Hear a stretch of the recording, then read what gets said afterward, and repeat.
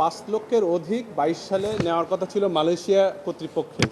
সেখানে প্রায় সেই আনুপাতিক ভিত্তিতে সরকার রিক্রুটিং এজেন্সিগুলার যে ধরনের ডকুমেন্ট দেওয়া প্রয়োজন অর্থাৎ গ্রিন কার্ড দেওয়া প্রয়োজন সেইগুলা সরকার দেয়।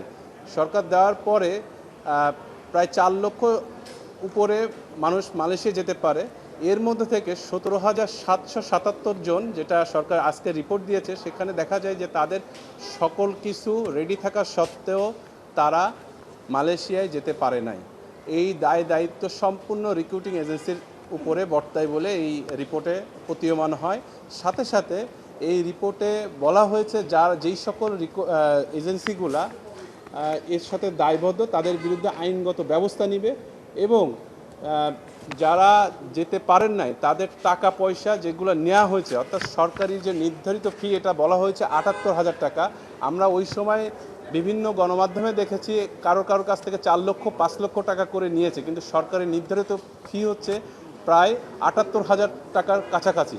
তো যেই টাকাগুলো তারা অলরেডি নিয়েছে, তাদের যদি তথ্য প্রমাণ থাকে তাহলে তাদেরকে ফেরত দিতে ওই এজেন্সিগুলো বাধ্য। সাথে সাথে ওই এজেন্সির বিরুদ্ধে কী ধরনের ব্যবস্থা নেওয়া হয়েছে, অর্থাৎ তাদের বিরুদ্ধে আইনগত ব্যবস্থা বলতে তারা যদি ফ্রড করে থাকে ফৌজদারি মামলা হবে, এই ধরনের কোনো কিছু আমাদের এই রিপোর্টে নাই। তো মহামান্য কোর্টকে আজকে আমরা সুনির্দিষ্টভাবে বলেছি যে তারা নেক্সট একটা কমপ্লায়েন্স দিক, যেখানে বলা থাকবে যে তারা বলছে যে এজেন্সিগুলো রিক্রুটিং এজেন্সিগুলো দায়বদ্ধ, সেই এজেন্সিগুলোর বিরুদ্ধে ব্যবস্থা নেওয়ার জন্য সুপারিশ করা হয়েছে। কী ব্যবস্থা নিয়েছে সেটা আমরা জানার জন্য মহামান্য কোর্ট আগামী আগস্টের 27 তারিখে আবার ডেট রেখেছে এবং আগস্টের 27 তারিখে ডেট রেখেছে এবং বলা হয়েছে যে যেই সকল বিষয়গুলো নিয়ে যে তাদেরকে পাঠানো, অর্থাৎ সরকার এই রিপোর্টে আরেকটা জিনিস বলছে যে সরকার অলরেডি ইনিশিয়েটিভ নিচ্ছে যে মালয়েশিয়া কিভাবে পাঠানো যায়, অর্থাৎ